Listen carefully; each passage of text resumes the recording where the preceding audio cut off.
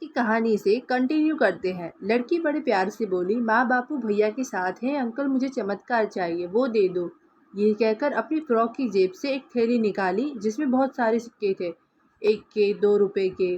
Doctor साहब और उनके बहनोई एक साथ बोले, चमत्कार मतलब? बेटा, यहाँ तो दवाई मिलती है लोगों को ठीक करने के लिए। लड़की फिर बोली, अगर दवाई मिलती है तो चमत्कार भी आपके यहाँ ही मिलेगा।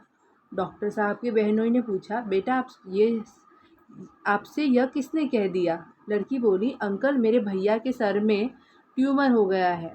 पापा ने मम्मी को बताया है कि डॉक्टर 4 लाख रुपए का खर्चा बता रहे हैं। वो रोते हुए माँ से कह रहे थे, अपने पास कुछ बेचने को भी नहीं है, न कोई ज़मीन है, न जायदाद है, न गहने हैं, सब इलाज में पहले ही खर्च हो गए हैं।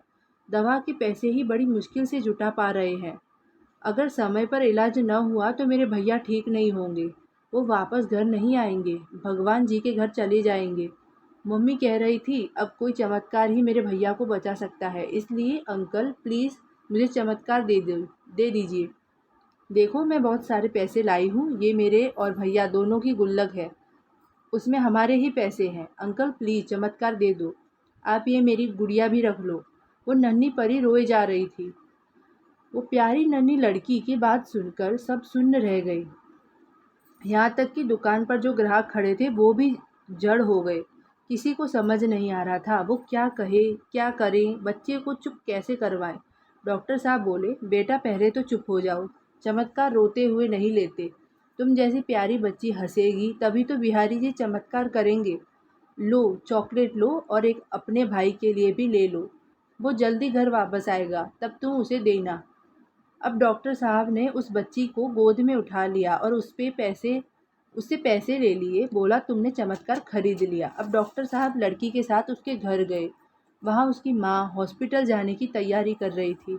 डॉक्टर साहब को देखते ही वो हैरान रह गई और बोली, आप डॉक्टर आनंद ही हो ना?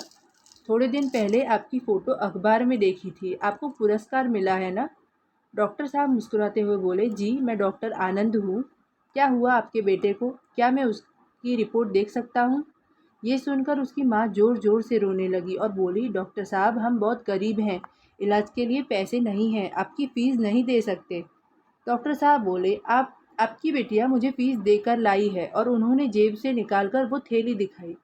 उसकी माँ को समझ ही नहीं आया डॉक्टर साहब क्या कह रहे हैं। यह थैली में पैसे कैसे हैं? ये तो कुछ सिक्के मात्र हैं, जबकि इन डॉक्टर की फ़ीस तो लाखों में होती है। वो बोली, डॉक्टर साहब मैं कुछ समझी नहीं। डॉक्टर साहब बोले, लो इन पैसों से बिहारी जी को प्रसाद चढ़ाना और मुझे अपने बेटे की फ़ाइल दिखाओ। उस गुड़िया की माँ बहुत खुश हो गई। वो रोई जा रही थी और पेपर्स डॉक्टर साहब को दिखा रही थी। डॉक्टर साहब ने देखा उनके घर में एक बहुत बड़ी बांके बिहारी जी की तस्वीर लगी है। डॉक्टर साहब बोले, अरे क्या आप बिहारी जी के भक्त हो? गुड़िया की माँ बोली, भक्त कहाँ, हम उनके दास हैं, सेवक हैं, वो हमारे मालिक हैं। और आज देखो बिहारी जी ने कितनी कृपा करी कि आपको खुद यहाँ भेज दिया, और आप बंटी का ऑपरेशन करने के लिए खुद से कह रहे हो। ये सब बिहारी जी का ही चमत्कार है। वैसे तो हमारे पास पैसे ही नहीं हैं जो हम बंटी का इलाज करवा पाते, पर अगर पैसे होते भी तो आप जैसे बड़े डॉक्टर्स तक तो हम पहुंच ही नहीं पाते। गुड़िया की माँ की यह बात सुनकर डॉक्टर साहब की आंखें नम हो गईं। आज डॉक्टर साहब को पता चल रहा था कि वाकई में कैसे प्रभु थे, अपने भक्तों पर कृपा कर रहे हैं। कैसे वो अमेरिका से यहाँ आए, कैसे गुड़िया से मिले, क्यों उनका मन बेचैन था और क्यों यहाँ बंटी के घर में बैठकर उन्हें कुछ चैन लग रहा था। डॉक्टर साहब ने बंटी का इलाज किया और कुछ ही दिन में बंटी बिल्कुल ठीक होकर घर आ गया।